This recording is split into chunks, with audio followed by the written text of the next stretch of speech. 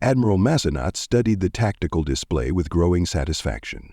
The human fleet hung in space before them, a pitiful collection of metal scraps that barely deserved the name warships. Their crude chemical propulsion systems, their primitive kinetic weapons, their laughably thin armor plating. It was almost insulting that the Galactic Council had classified these mammals as anything more than a minor annoyance. Subcommander, Massenat's gill slits fluttered in amusement, remind me again why we're bothering with a full battle formation against these creatures? Protocol demands it, Admiral. The humans have been quite vocal about their territorial claims in this system. Nat's 4 eyes rolled in unison. Humans and their endless chatter. In the 3 cycles since first contact, they'd proven themselves to be exactly what the Arai had expected: weak, soft-bodied primitives who compensated for their physical limitations with an inexplicable tendency to make noise. They talked constantly, in their diplomatic meetings, in their commercial negotiations, even in their military communications. Always talking, always explaining, always trying to convince others of their perspective. "Open a channel," Massenat commanded. "Let's end this charade quickly." The main screen flickered to life, revealing the bridge of the human flagship. A creature in a dark blue uniform stared back at them. Admiral Milo Tanner, according to the intelligence reports. His species' laughably short lifespan meant he'd accumulated perhaps 30 rotations of experience, barely enough to qualify as a cadet in any proper military. "Admiral Tanner," Massenat began, his translator rendering his words into the human's crude language, "you are outgunned, outmanned, and outclassed. Surrender now and we will make your defeat swift." The human male showed his teeth, a threatening gesture in their primitive culture. "Admiral, with respect, you might want to reconsider your position." "Reconsider?" Massenat's laughter was a chittering sound that made his bridge crew join in. "Child, our dreadnoughts mount plasma cannons that could vaporize your entire fleet. Our shields could deflect anything your kinetic weapons could produce. Your ships are barely space-worthy, held together with what you call duct tape and hope." "That's probably true," Tanner admitted, "but you're missing something important." "And what would that be?" Tanner leaned forward, and something in his expression made Massenat's laughter die. "You've been listening to us for 3 years, Admiral. 3 years of diplomatic negotiations, commercial discussions, military communications. You've cataloged our weapons, our ships, our defensive capabilities. Of course, standard intelligence gathering, but you made one critical error in your analysis. Impossible. Arai intelligence is—" "You assumed that all our talking was weakness," Tanner interrupted. "You thought that because we communicate constantly, we were sharing our vulnerabilities.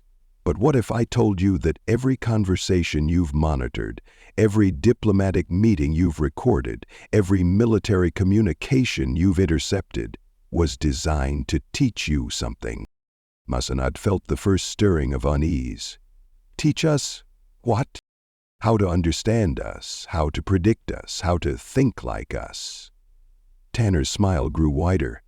"See, Admiral? You've been so busy listening to what we were saying, you never stopped to wonder why we were saying it, where you could hear." The tactical display began showing anomalous readings. Massenat's sensor operator looked up in confusion. "Admiral, I'm detecting massive energy signatures throughout the system. They're not coming from the human fleet." "Then, where?"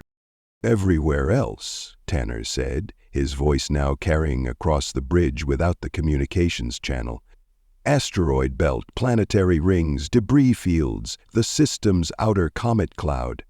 We've been talking to you for 3 years, Admiral, but we've been talking to each other for much longer." The display exploded into activity. Thousands of new contacts appeared. Not ships, but weapons platforms, sensor networks, communication relays. A vast web of interconnected systems that had been silently seeded throughout the system.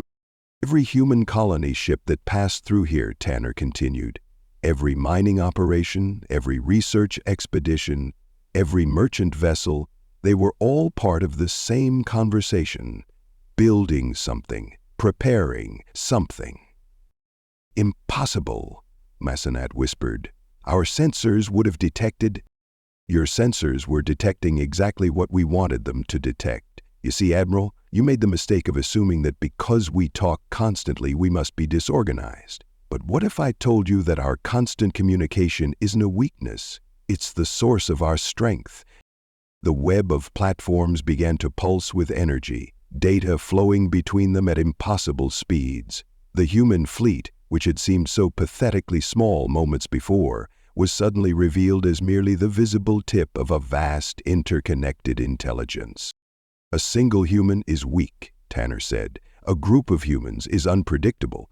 But humans who have been talking to each other, planning together, working toward the same goal across decades and light years, we become something else entirely."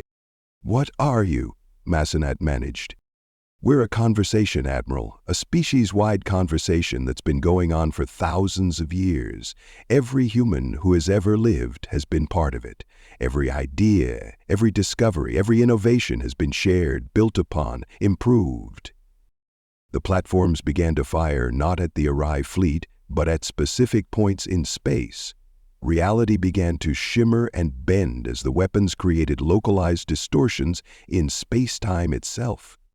"You listened to us for 3 years," Tanner said, "and you learned to predict human behavior. But you never realized that by listening you became part of the conversation. You became predictable to us."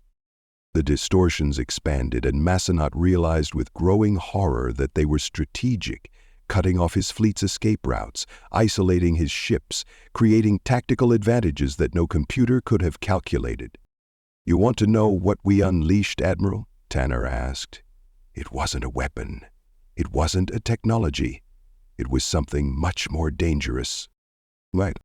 We unleashed the full power of a species that never stops talking to itself, a species that has turned communication into an art form, collaboration into a science, and cooperation into a superpower."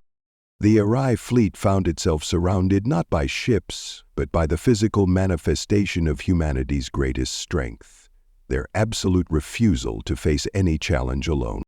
"Now," Admiral Tanner said, "shall we have a conversation about your surrender? Many thanks to my channel members and Pathfinders. You all make these videos possible. Thank you for listening to this story. I hope you enjoyed it. Be sure to leave this video a like and subscribe if you want to see more stuff like this. Video shares, memberships, and super thanks help the channel grow as well, so feel free to partner with this channel in that way as we grow. With that all said, thank you again for listening to the story, and thank you for your time. On the left side of your screen are some videos I think you might be interested in. I hope to see you in the next one.